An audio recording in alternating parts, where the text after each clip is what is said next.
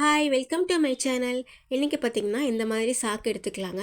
இந்த சாக்கு வந்து எதுக்கு தருவாங்கன்னு பார்த்திங்கன்னா, இப்போ வீட்டில் ஏதாவது ஃபங்க்ஷன் நடந்துச்சுன்னா அதுக்கு நம்ம நிறைய வெஜிடபிள்ஸ் நிறைய ஆனியன்ஸ்லாம் வாங்குவோம்ல, அதை வந்து இந்த மாதிரி கடையில் வந்து இப்படி போட்டு தான் கொடுப்பாங்க. இந்த மாதிரி சாக்கில் போட்டு தான் கொடுப்பாங்க. இந்த சாக்கு பார்த்திங்கன்னா இந்த மாதிரி கிழிஞ்சிருக்கு. இதை வச்சு தான் நம்ம இன்றைக்கி ரியூஸ் பண்ண போகிறோம். ஃபஸ்ட் இதோட மேல் போர்ஷனை எடுத்துக்கோங்க. இந்த சாக்கில் வந்து மேலே வந்து 6 இன்ச் இருக்கிற மாதிரி மார்க் பண்ணிக்கோங்க. அதை வந்து கட் பண்ணி எடுத்துக்கோங்க. இந்த மாதிரி கட் பண்ணி எடுத்துக்கலாங்க. இப்போ இந்த பீஸை வந்து நான் காமிக்கிற மாதிரி ஃபஸ்ட்டு ஃபோல்டு பண்ணிக்கோங்க. இந்த மாதிரி இப்படி ரெண்டாக இருக்குது பார்த்தீங்களா, இதோட நல்ல சைடு வந்து இப்படி உள்ளே திருப்பிட்டு இப்போ இந்த சாக்கை வந்து இப்படி 4ஆக மடிச்சுக்கோங்க. இந்த பீஸை இப்போ நான் காமிக்கிற மாதிரி இந்த 2 ஓரம் இருக்குது பார்த்தீங்களா, இந்த 2 பீஸையும் இப்படி ஃபோல்டு பண்ணிவிட்டு அப்படியே ஸ்ட்ரெயிட்டாக ஒரு தையல் போட்டு எடுத்துக்கலாங்க. இந்த ஓப்பனாக இருக்க சைடு மட்டும், இன்னொரு பக்கம் பார்த்திங்கன்னா அதிலே தையல் இருக்கும். இந்த ஒரு பக்கம் மட்டும் அப்படியே ஸ்ட்ரெயிட்டாக மடித்து ரெண்டையும் சேர்த்து ஒரு ஓரமாக அப்படியே தையல் போட்டு எடுத்துக்கலாங்க. இந்த மாதிரி ஃபுல்லாக ஸ்டிச் பண்ணி எடுத்ததுக்கப்புறம் இதோட நல்ல சைடு வந்து இப்போ வெளியே திருப்பிடலாம். இப்போ இந்த ஒரு பக்கம் நம்ம தைச்சிட்டோம். இப்போ பாருங்கள், இதோட நல்ல சைடு வந்து அப்படியே வெளியே திருப்பிடலாம். அந்த ஸ்டிச் ஆனது உள்ளே இருக்கும், அடியில் உள்ளே இருக்குங்க.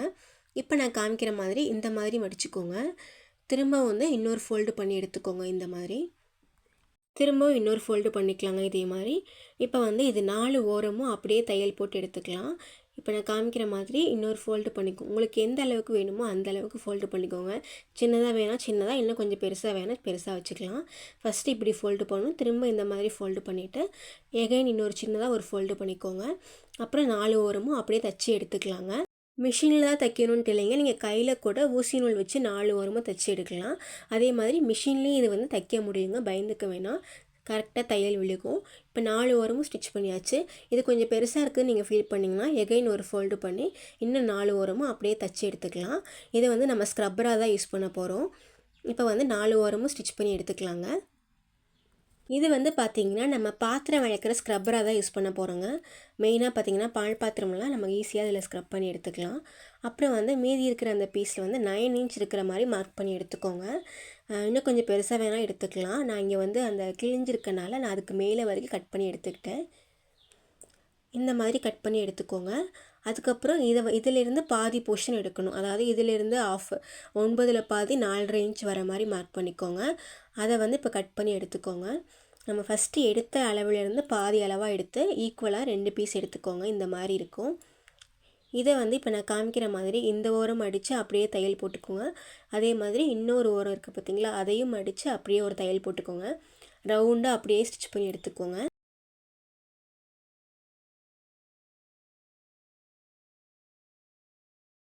ஒரு பக்கம் ஸ்டிச் பண்ணி எடுத்தாச்சு. இப்போ இன்னொரு பக்கமும் அதே மாதிரி மடித்து இன்னொரு ஓரம் தைச்சி எடுத்துக்கலாங்க.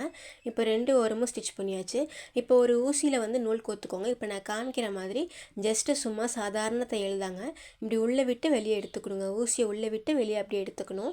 கொஞ்சம் கொஞ்சம் கேப் விட்டு விட்டு தள்ளி தள்ளி அப்படியே ஊசியை உள்ளே விட்டு வெளியே எடுத்துக்கோங்க. அந்த எண்டிங் வரைக்கும் இப்படி தைச்சதுக்கப்புறம் அது நல்லா ஊசியை நல்லா இப்படி இழுத்திங்கன்னா நூல் அப்படியே ஃபுல்லாக அப்படியே சுருக்கமாக வந்து இந்த மாதிரி கிடைக்குங்க. இந்த மாதிரி 2 பீஸ் எடுத்துக்கோங்க.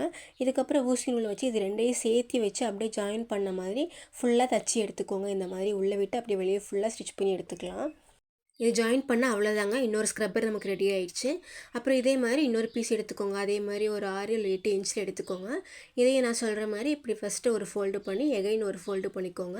ஃபோல்டு பண்ணிவிட்டு இந்த ஓரம் அடித்து ஒரு தையல், அந்த ஓரம் அடித்து ஒரு தையலுங்க. அப்புறம் இந்த ஓரமும் 4 ஓரமும் ஜஸ்ட்டு அப்படியே ஃபுல்லாக ஒரு ஸ்கொயர் ஷேப்புக்கு அப்படியே ஸ்டிச் பண்ணி எடுத்துக்கோங்க. இதே மாதிரி ஃபுல்லாக ஸ்டிச் பண்ணி எடுத்தால் நமக்கு இன்னொரு ஸ்க்ரப்பர் ரெடி ஆயிருங்க. நான் ஏற்கனவே சொன்ன மாதிரி இது மிஷினில் தான் தைக்கணுன்ட்டு இல்லைங்க, நம்ம கையில் நார்மல் ஊசி நூல் வச்சே சும்மா அப்படியே ஓட்டு தையல் மாதிரி போட்டுக்கலாம். இதை வந்து நம்ம டேபிள் துடைக்க யூஸ் பண்ணிக்கலாம், நம்மளோட பைப்பெல்லாம் க்ளீன் பண்ண துடைக்க வாஷ் பண்ணி யூஸ் பண்ணிக்கலாம், ஹேண்ட் வாஷ்க்கு யூஸ் பண்ணிக்கலாம். இதை வந்து மெயினாக பார்த்திங்கன்னா நம்ம இதெல்லாம் பண்ணுறதுக்கு பதிலாக நம்ம ஸ்க்ரப்பரே வாங்கிட்டு போயிடலாம்னு நினைக்கிறதுக்கு பதிலாக அந்த காசை கூட இதில் மிச்சம் பண்ணலாங்க. கம்மி விலைனா கூட அதை நம்ம வேறு எதுக்காக சேவ் பண்ணி வச்சுக்கலாம் இல்லைங்களா, அதுக்காக தான் நான் இந்த வீடியோ போட்டிருக்கேன். அப்புறம் இந்த சாக்கோட இன்னும் மீதி கீழ் போர்ஷன் இருக்குது பார்த்திங்களா, அதை வந்து ஒரு 4 இன்ச் இருக்கிற மாதிரி மார்க் பண்ணிக்கோங்க. இதை வந்து இப்போ நான் காமிக்கிற மாதிரி இப்படி மடிக்கணுங்க. இந்த மாதிரி ஃபோல்டு பண்ணி இப்படி ஸ்ட்ரெயிட்டாக ஒரு தையல் போட்டுக்கோங்க.